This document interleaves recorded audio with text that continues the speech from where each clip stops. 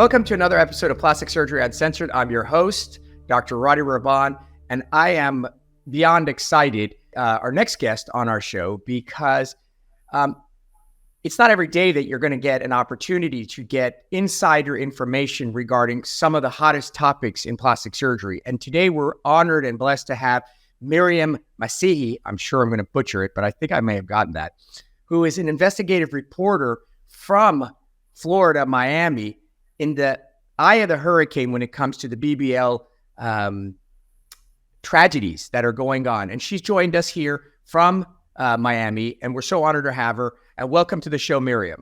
Thank you so much, doctor, for having me. All right. So you do investigative reporting for NBC, and then there's another part to it that you told me, but I already forgot. Telemundo. We're a duopoly here in South Florida. So NBC 6 and Telemundo 51. That's amazing. And so tell me a little about yourself, how you got into investigative reporting so the listeners can get a feel for who you are. And then let's just tell me what it is that you focus on. I think you said it was since 2016 that you've been really started the process of investigating the BBL phenomenon. And more importantly, not just the BBL phenomenon. The news doesn't give a shit about that. It's the deaths associated with the BBL phenomenon. Let's be clear that that's what this investigation is about, is the tragedies that surrounded this procedure. So why don't you give us a little intro about who you are, where you started, et cetera? Well, I've been a reporter for 23 years here in South Florida and also in New York. While I was in New York, I was a general assignment reporter, the typical reporter you see out that does the daily. And the consumer investigative reporter was going on maternity leave. And my news director, which used to work for 2020, was a big consumer investigator, said, Myriam, I want you to take this over while she's on maternity. And I got to see what investigative journalism does, which is basically you have the chance to help people, especially the consumer investigative units. And I fell in love with it. And from then on, I've been doing consumer investigations in New York. And then when I came down to South Florida, I started doing it here. And here, there's so much to investigate. And there's so many complaints, especially in the Hispanic community. Right. So that's what I've been doing. We've recovered millions of dollars for consumers, that they were owed. And we've uncovered some pretty troubling situations, for example, how deadly the BBL procedure can be. And so does the consumer reach out directly to you, or they reach out to the authorities and then the authorities are overwhelmed and they hand it over to you? How actually do you get these complaints from which you guys then go on to do the investigating? So we have a hotline because we get so many calls. It would be impossible for me to take everybody's call. There are hundreds of calls a week. So we have a hotline where we have a staff that basically talks to the consumer, gets documentation, sees if there's something that we can do, and then we tackle it. And when we see a pattern, when that hotline producer sees a pattern, say, we've had scams where, 10 people call about the same thing. We're like, okay, well, this is a big deal because many people are calling about the same thing. With the BBLs, it's been a little different. We've gotten tips through the community about somebody who passed away, tips from surgery centers, anonymous tips, people telling us, somebody passed away here, somebody passed away there. And for us, the coverage on the BBL began in 2016. It was the death of a woman, a mom from West Virginia. Her name was Heather Meadows. She was healthy, 29-year-old mom. She had two little ones. One was even a baby. She came from West Virginia, came over to South Florida with a promise of this BBL. And she went in a healthy woman and died May 12th, 2016 of a fat embolism. Right. We now know, Doc, obviously, that a fat embolism is when they remove fat from an unwanted part of the body. They inject it too deep into the muscle of the buttocks, and it goes into your bloodstream, causing somebody to stop breathing. But back then, it was all new to us in 2016. Now, a lot of people handle this information, but back then it was new to us. So we started slowly connecting the dots, and we started requesting medical examiner reports and found several other women had died of the same thing. Fat embolism after undergoing BBLs, different clinics, different doctors, but the same thing. So hold on, let me ask you a quick question about this, because I think the listeners. So for those of you who haven't followed me, don't know, haven't been actually heard about this, let's just stop for a moment and expand on the concept of I don't understand. So what's the big deal? We're putting fat in the butt. It looks great. So as Myriam had mentioned, the concept or the basic principle of a BBL is that you borrow fat from an area in the body, and it's kind of like it's being sold as a win-win, right? It's being sold as you get to have liposuction of areas you dislike, and then you take that fat, and rather than throwing it into a trash can and throwing it away, you can then put it in areas that you want. And naturally, you'd like a fuller, rounder, more attractive buttock region, and therefore you take the fat, say from your love handles and back, and insert it into the butt and create a fuller butt. Sounds great, sign me up.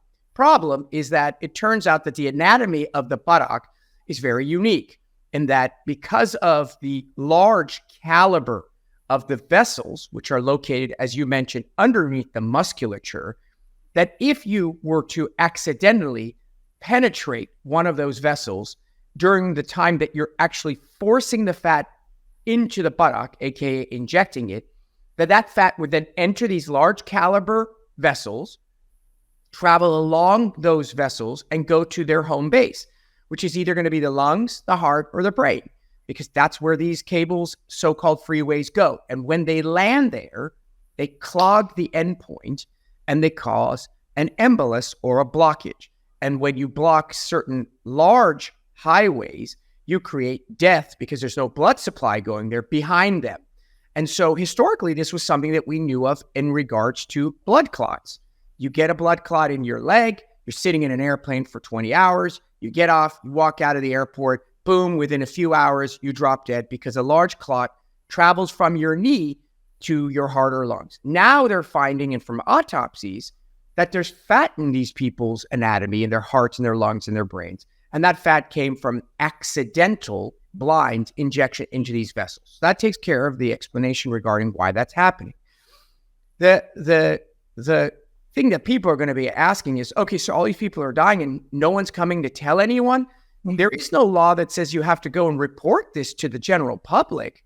You know, someone died, the coroners were involved, they got the examination, no wrong, no harm, they were just having surgery, it's a complication. Sorry, excuse me being crass, shit happens, move on. Right. Well, that was back then, though, Doc. Back then, Right. They considered it a consequence or as a result, a natural result of right. But I want the consumer to understand that, like, natural complication. There's this philosophy that, like, of course everyone would know. Nobody would know. That's why there's an investigative reporter in 2016 trying to put the dots together, because it isn't like you went in and you had cardiac arrest because unfortunately you had a weak heart. And part of the complication risks of any surgeries, bleeding infections, cardiac arrest, et cetera, they're not reporting every embolus to the general public. So I think it's really important that people understand that this, at the time, nobody even knew this was a problem. It just happened and it was unfortunate. So right. I'm sorry to interrupt, but I wanted to kind of get that part out there so people really understand why this was back then so novel. Right. Nobody was talking about it. No, but it was a, natural complication back then of a surgery, though. So it said fat embolism in these medical exam reports. And back then we were a team. It was a colleague of mine who's now in New York, Dan Krauth, McNally Torres, our producer, and myself. We started a spreadsheet. And it sounds terrible when you put deaths on a spreadsheet, but that's the way you have to start counting when nobody else is counting. Sure. So we started in 2016 documenting. We went back, several years to 2010, and we started pulling all these medical examiner reports. And in 2017, a task force of about 11 surgeons, pathologists, statisticians, they were funded by the Aesthetic Surgery Education Research Foundation, and they published a report in the Aesthetic Surgery Journal. That's way back then, crediting our reporting. They even named Dan Krauth, which I miss dearly. Left us for New York, saying that it wasn't the amount of fat getting injected, because they used to think, oh my God, maybe they put too much fat in there. It wasn't the amount of fat, but how it was being injected that was the problem. So back then they recommended surgeons avoid getting into the deep muscle, sure. deep tissue muscle, to avoid sending that fat into the bloodstream. So that was the first indication, 2017, that, maybe they shouldn't go. They should they should angle the cannula a certain way, not to go in there. You're like a surgeon now, Myriam. You're ready to go. No. I think you probably know more than most surgeons. That's the sad part. It is very sad. But it was a recommendation in a journal. It was a reputable journal, but it was a recommendation. So a lot of people didn't follow it because it wasn't the law. It wasn't even the standard of care back then. And also back then, BBLs were a blind surgery. And when I say blind, doctors really couldn't see where they're injecting the fat. So some of them, oh, I know by feeling, how deep it is. I could, they would put their hand and I know how deep and I know not to go. So we really didn't see a change after that recommendation. Women kept dying. So can we talk about numerics for a second so people who are listening can understand? We're not talking about 2 people. We're not talking about like 4 people. So can you give me an understanding? Like the first year when you went in, you're like, oh wow, a whole bunch of people have called about this. Right. And you started to dig. Initially, how many people did you find based on coroner reports and retroactively searching, did you find right out of the get-go that had passed away from fat embolus? By 2019, over a dozen deaths that we found. Okay, so we're talking about 12 women in just South Florida. Remember this. Just South Florida. Yes. This is not nationally. This isn't even goddamn Florida. This is just South Florida, which of course is one of the hot spots, but by no means the only place this is getting done. Right. So if you multiply that by just this country, you can only imagine what numbers we're talking about. And these are not individuals who were otherwise sick. I'm not talking about how many people died from heart transplant. Right. I'm talking about healthy people who went in, mother of 2, mother of 3, whatever, and didn't walk out. Another quick question I have for you is, in your investigation early on, at what point were the deaths occurring? Immediately on table, meaning in the operating room, back in the recovery when they get home, or a day or 2 later? No, so there was 2 immediately on the table, or as soon as they took them out to the recovery, they never came to. Right. So you weren't getting people. So I want people to understand this. No, they weren't going home. You weren't going home, and then you were in the recovery center, and then you dropped dead. No. You were literally either you perished on the operating room table, or they managed to get you off the table into the so-called recovery, and there you never regained consciousness, correct? Right. They never woke up. It's an immediate death. Yes. I mean, most of these women, what happened was, a fat embolism, pulmonary embolism. So they stopped breathing. It was pretty instant. So yeah, in 2009, we had over a dozen deaths. And then that year, the Florida Board of Medicine turned that recommendation of not injecting fat into the muscle into the standard of care. So now if a patient died as a consequence of a doctor injecting fat too deep into the buttocks, they could actually do something because he would fall under the standard of care. So I don't know if you want to explain what the standard of care is. Yeah, I mean, the idea is people are going to constantly ask, I don't understand. Why aren't these people getting in trouble? Right? That's a natural question. First is, why are they doing it? Second is, why are they not getting in trouble? They're doing it, we want to assume, because they don't know any better, right? Procedures that come to life. For example, you're doing a rhinoplasty. Well, we've been doing rhinoplasty since the 60s. So what does that mean? That means we've had 60 years of experience. During that 60 years, well, shit, we're not doing some of the things we did back in the 1960s because we've known better. And luckily, the mistakes that we've made have not led to death. This is one of the few procedures where the early errors in the adoption of a procedure are not like, wow, what an ugly butt you have. It's death. Right. So the learning curve is much more treacherous than otherwise. So the assumption is, why are they doing it? Because they didn't know. Doctors didn't know that if you penetrated deep, you would puncture it. A lot of this data actually came early from South America. They knew a long time ago. This whole procedure erupted through South America that made it to these states. So it's called the Brazilian butt lift. Right, the Brazilian butt lift, exactly. And they knew from their own autopsy, just the communication didn't get to the States. The second question people ask is, okay, well, they did it. Well, shit, how come they're not getting in trouble? And the reason they're not getting in trouble is they didn't break any laws. They haven't broken any standards of care. So a doctor is going to get in trouble when he or she does something, and then they ask a jury of peers, was this below the standard of care, what we expect from other physicians? And if it hasn't been deemed that if someone gets a fat embolus, it's negligent, then they can't get in trouble. You have to set the bar for someone to fall below the bar. And there was no bar in this particular procedure because, as you were mentioning, people are just figuring this crap out as they go. So yes, so that they made it. Now the question is, it was just in South Florida. This wasn't a national. Well, it was in Florida because it was the Florida Board of Medicine. Right, sorry, Florida. But yeah, we were doing most of the surgeries down here. And so we did see some administrative complaints filed by the health department following, that. Some doctors started getting reprimanded. A couple lost their license, but it took a long time. We did see a small dip between 2019 and 2020 in deaths. And we don't know if it was the pandemic, but right after everything reopened during the pandemic, those deaths went right back up. Right. 2021, the deaths spiked again.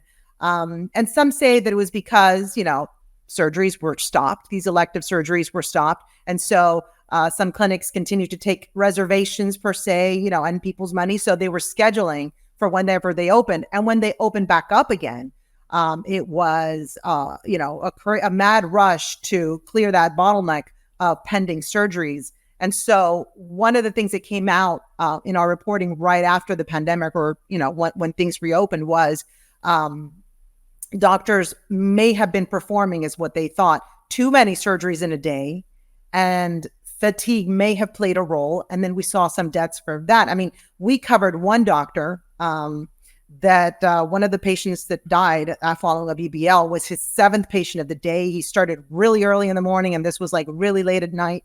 And he wound up giving up his right to perform BBLs. So I'm going to slow you down because there's so many things you're saying that are just mind-boggling to me. Sorry. No. Don't be apologizing.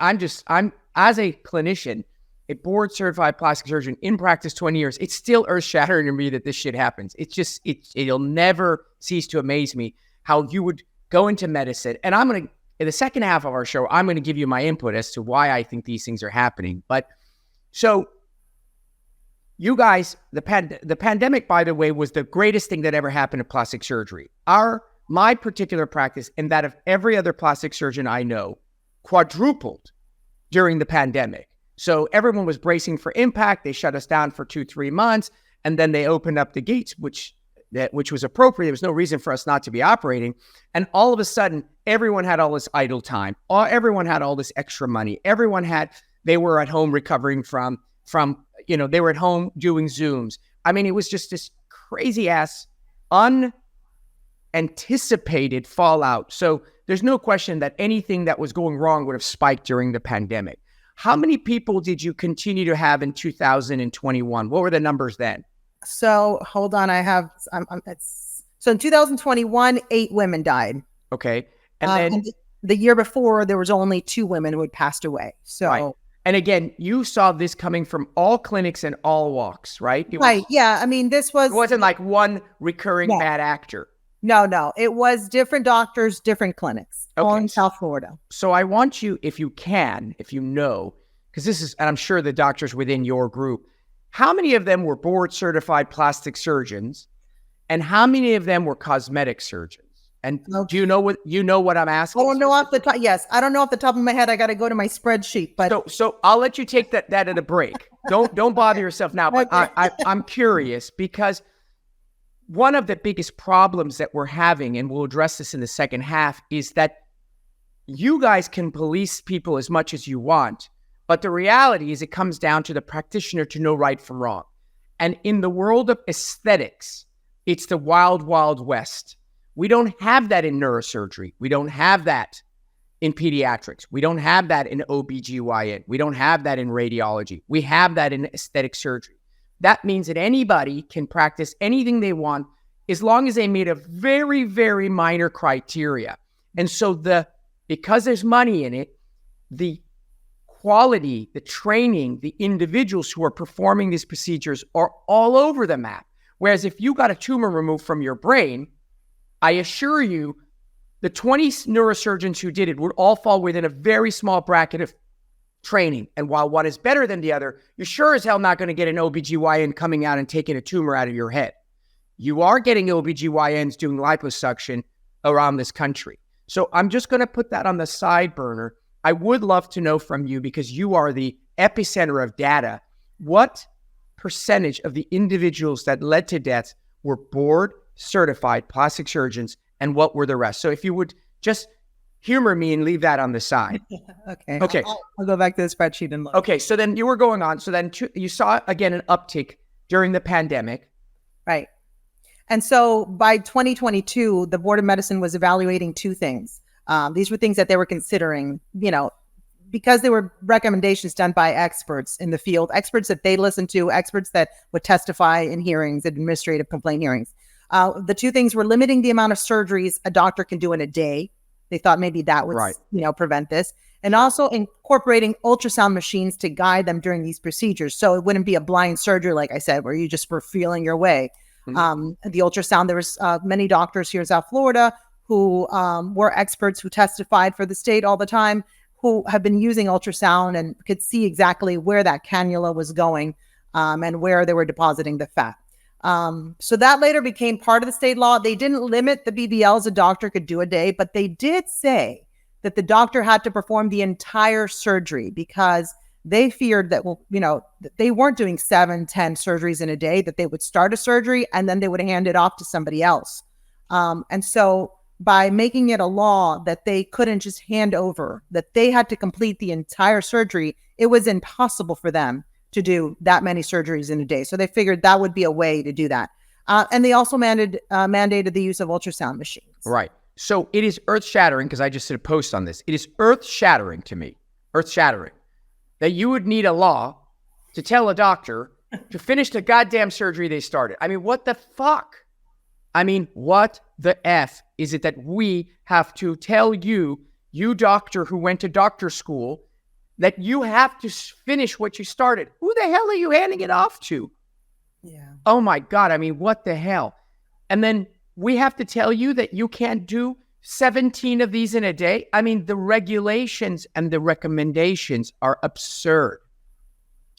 Well, because no, don't get me wrong. I love that you do it. Great. I'm just saying it's absurd that we have to have this dialogue. The idea or notion that, hey guys, this new procedure that everyone loves doing because it's making a shit ton of money, you need to make sure you don't get into the muscle. Oh, I didn't know that. Oh, thank you for telling me. That I agree with, because you could say that they didn't know any better. That I believe. But everything else is nonsense. You can't do this many, you can do this many, you can use this much fluid, this person, because you should know better that part. You're a damn physician. So it's just, and I'm going to get to my second half, which is what we think is going to happen as an after fact.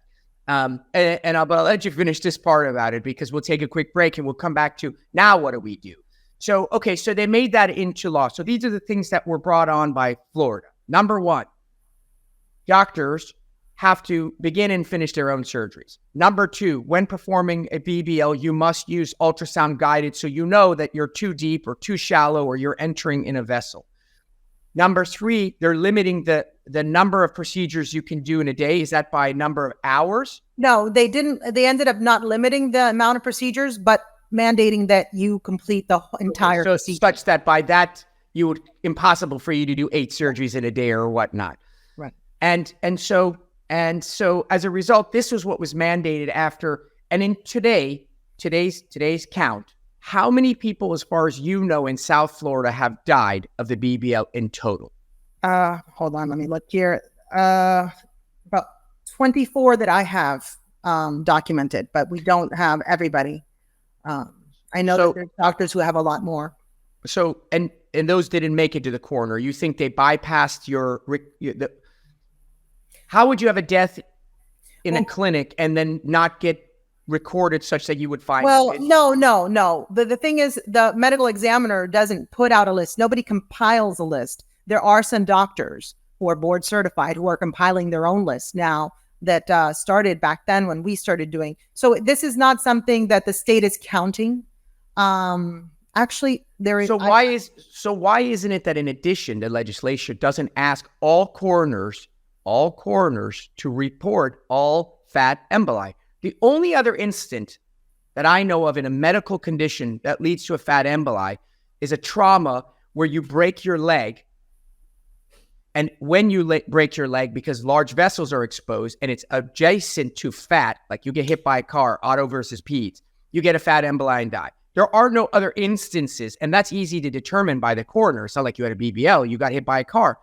Why wouldn't they make it so that this is now something that has to be reported, because it's clear after 7 years that there's some foul play being involved? Right. Well, I mean, I'm sure the medical examiner is not in the industry of, counting deaths. I'm sure he's in the industry of, I think there should be maybe that's a great recommendation. Somebody just report it. Hey, by the way, we found, listen, the county coroner is designed to give the diagnosis of cause of death. Right. If they find that people are dying of rat poisoning, they can't just be like, rat poisoning, bye-bye. You got to let someone know something's wrong. There's rat poisoning in the water. So let's take a quick break, and then we'll come back. And then I'm going to give you my thoughts, because I want to hear your thoughts as to whether or not you think this is going to make a difference. All right, let's take a quick break and come back and dive into more about this incredibly sad and tragic topic. I'll be right back after this break.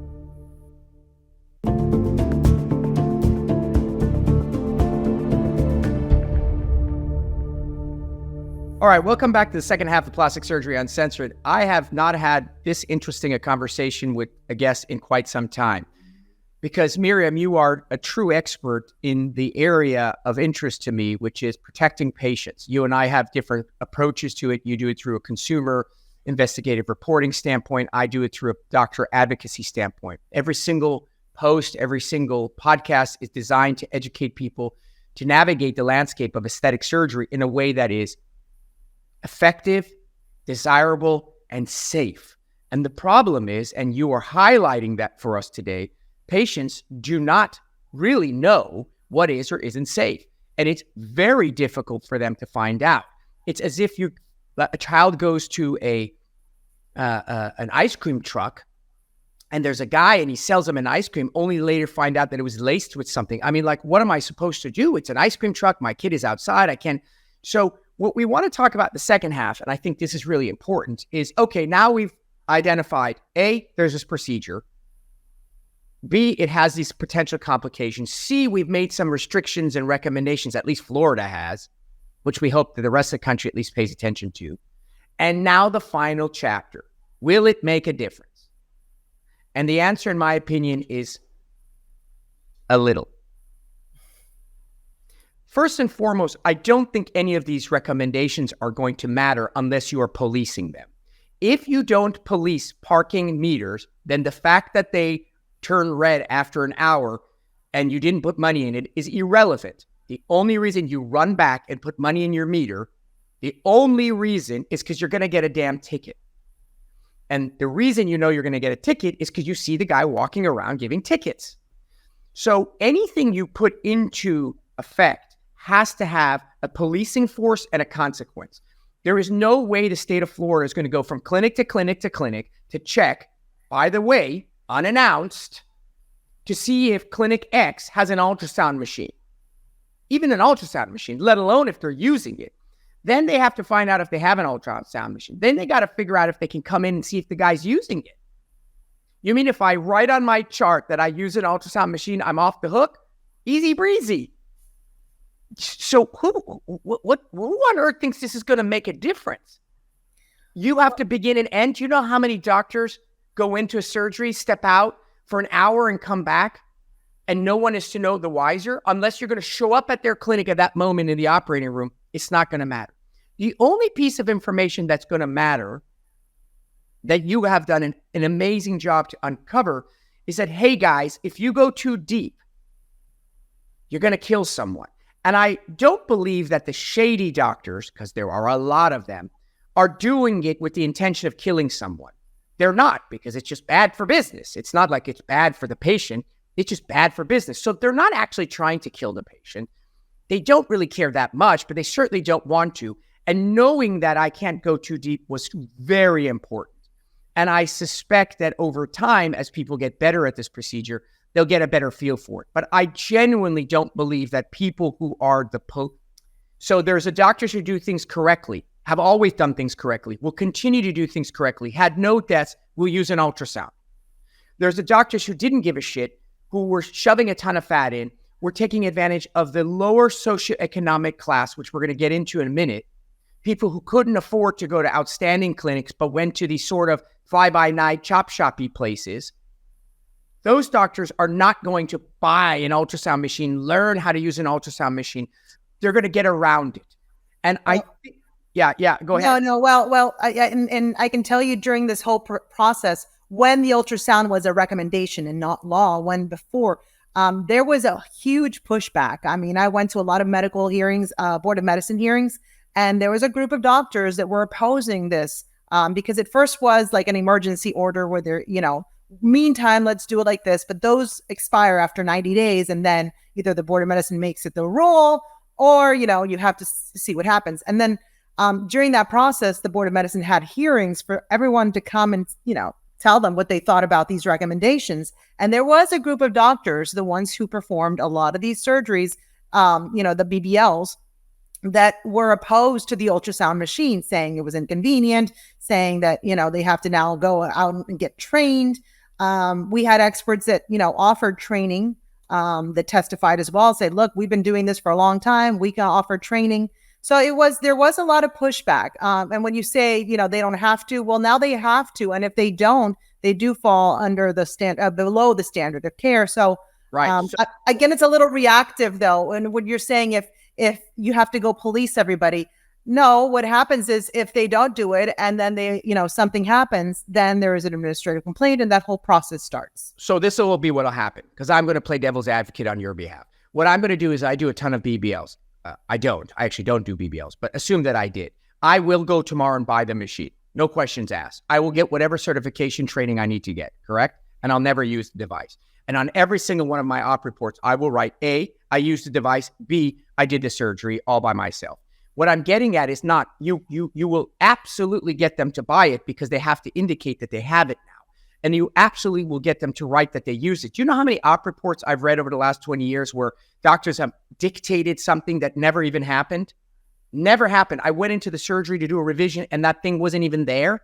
So I don't want to be a spoiler alert, but unless you physically go from meter to meter and give people tickets, the shady doctors, and I'm going to now get to that, of the individuals, 25 deaths that you have, the tragic tragedies that we have, what percentage of those individuals who perished were done so by board certified plastic surgeons? Let me elaborate here.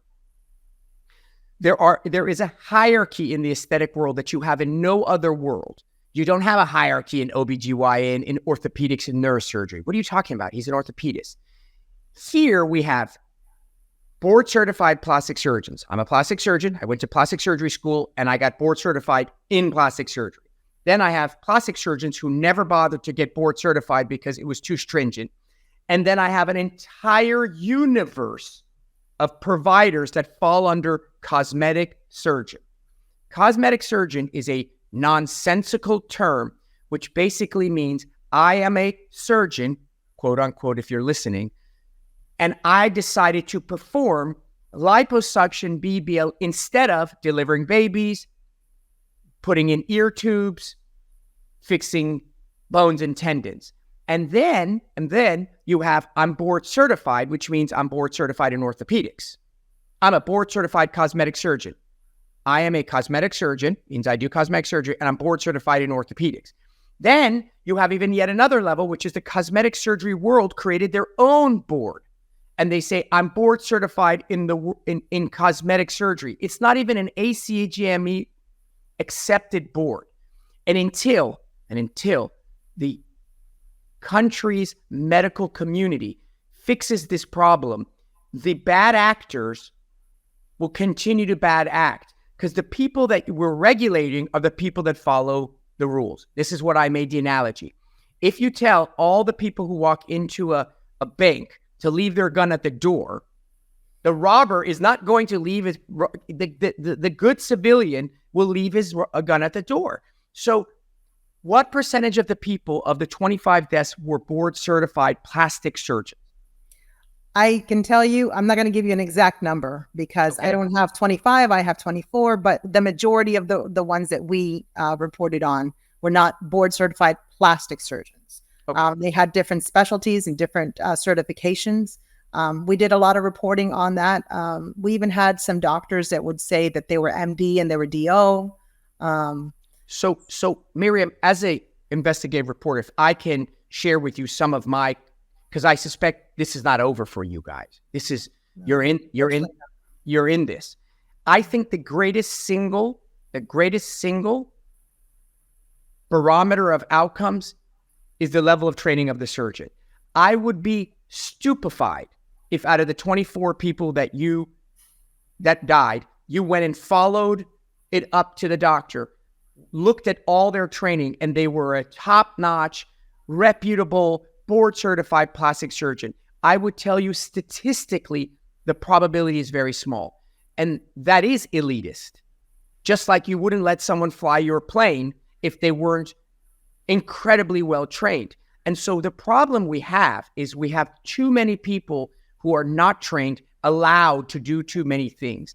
And when it comes to Botox and filler and whatever, but when it comes to a surgery that unfortunately has a horrible outcome like death, you just can't. And so I think the biggest issue at hand is that they're just very, very confusing landscape for the consumer. And let me ask a second question. What percentage of the women who died were Latina or African American? I gotta, you make me do math. Hold on. Don't want to give out names. No, of course not. I mean, the majority were African American. We do have some Latinas. Yeah. Okay. Again, a high percentage, right? Yeah. Okay. So what does that dictate? I mean, the facts are the facts. 25. Well, they do advertise. A lot of these clinics do advertise to our community, especially the African American community. You know, the big round buttocks are, you know, they send these. I mean, it's been very frustrating covering this for so many years. And I'll tell you why, because every time somebody passes away, their family finds our reporting afterwards.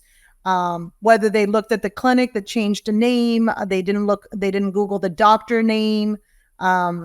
Because things change so much here in South Florida, they wouldn't find our reporting till afterwards. Right. And so that it's been very frustrating. But what they would find were these advertisements, that come to South Florida, the big booty, the Miami, and for very economical prices. And so they would make it a whole, vacation of sorts, right? Where they would come get their surgery. Some included their recovery house, So it is catered to our Black and brown communities. Yeah. Right. And so I've done a lot, I'm very connected to the Latino community, have for years. I've done a ton of volunteer work in Central and South America. I'm fluent in Spanish. I've done a ton of reporting with Impacto. I've done things because unfortunately, a lot of the sort of shadiness that occurs in the aesthetic world occurs in the Black and Latino community. They physically target these individuals, and they do so because they try to make it socioeconomically affordable. They trick them into making it seem like it's something that it's nothing. And for a lot of these patients, a lot of them, I guarantee if you look at what they end up spending, you'll find that they didn't spend that much relative to, say, the national average. And so listen, when vaping companies were targeting children by putting flavors in the cigarettes, everybody was up in arms because you're targeting the kids. You're mentally going out of your way to grab them. And I think that this is also a similar issue. And, I had a Primer Impacto episode where I brought in 4 different Latino women who were totally maimed by different clinics because they were targeting the Latino community. They knew that the community wouldn't say a word. Some of them were illegal. They were, they had this sort of a reference for the clinicians, and they were being targeted, and it's absolutely unacceptable. So, at the end of the day, God bless you, because the truth of the matter is that if people weren't brought, if this wasn't brought to the surface, nothing would be done about it. And I think that absolutely you began the nidus, because all legislation has to start from somewhere. And I guarantee you that Florida will lead the way nationally in terms of keep adding and ratcheting it down. And nothing would make me happier than to see that as a result of the new legislation, the ultrasounds and the things that you and I will talk in a year from now, and you'll say, thank God the deaths are ideally gone or a fraction of what they were. But I do think that the key is to get the information out. So like you said, the next family will get this information before something terrible happens. What now that you're a consumer advocate, what would you say to those people listening? Because I get on my Instagram and social media constantly. How do I do this safely? I want it, but I don't know how to go about it. So now that you've been in this for 7 years, what's your advice? Well, you're not going to like it because, you're a plastic surgeon. So my friends and family don't tell me when they're going to get surgery because I'm going to talk them out of it. But if you're going to get a surgery, I'm all for it. I talk people out of it all day long. I don't even do the procedure, so you don't need to convince me anything. But if you're going to do a procedure, yes, I would check their board certification. I would also make sure that I meet with the actual doctor that's going to do the surgery prior, and not just somebody who weighs and measures me. Which is another thing that happens a lot. I would get recommendations from patients, not somebody who told you, "Oh, this guy was great." And if it's very cheap and it's too good to be true, it probably is. I mean, there's not enough money that you can pay to make sure that you're, going to come out of that surgery. So these $3,800 BBLs are obviously there's a way that they can do it for that cheap, and that's in quantities. So I wouldn't want to go to a place where they're doing so many surgeries in a day that you are just, one more. Right. Very well said. Those are my recommendations. I think they're all beautiful, very good recommendations. You obviously have a ton of experience and knowledge in this area. And, if I did anything in journalism, I too would have done investigative reporting. I think it's such a incredible, it's just an incredible contribution to the community. So kudos to you and your team for helping unroof this problem. And I hope that, the next time we talk, you'll have nothing else to say about this and you'll move on to something else. Thank you so much for coming on our show. We have a very large listening pool of individuals, and I think you will have made another level of impact here on the West Coast with being on our show. So I greatly appreciate it. If people want to check out more information regarding your investigations, regarding the BBL, and really dig further, where do they go? How do they find the information that you have? So the easiest way to do it, you could just Google my name, which is right there on the screen, and put BBL or NBC6 and BBL, and you're going to find so many reports. So for those of you listening and not watching, it's Myriam Masihy, Myriam Masihi.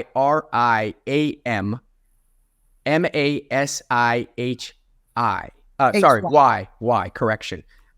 So go ahead and Google her and you will get the data and the information. So thank you so much again, Myriam. I am so touched that you came on our show. I know you got a million things to do, and I see all those Emmys. How many Emmys did you get? I have 21. 21 Emmys, ladies and gentlemen. That is no joke. I have 0 Emmys. I have an award my dad gave me. So, all right. That wraps up another episode of Plastic Surgery Uncensored. As always, if you enjoy our show, if you like the content, do us 2 favors. 1, go write something nice. Go write something to make the whole team here together feel like this Sunday was worth it. And secondly, go and share this with friends and family so that they too can get the content before it's too late. As always, your host, Dr. Rady signing off on Plastic Surgery Uncensored.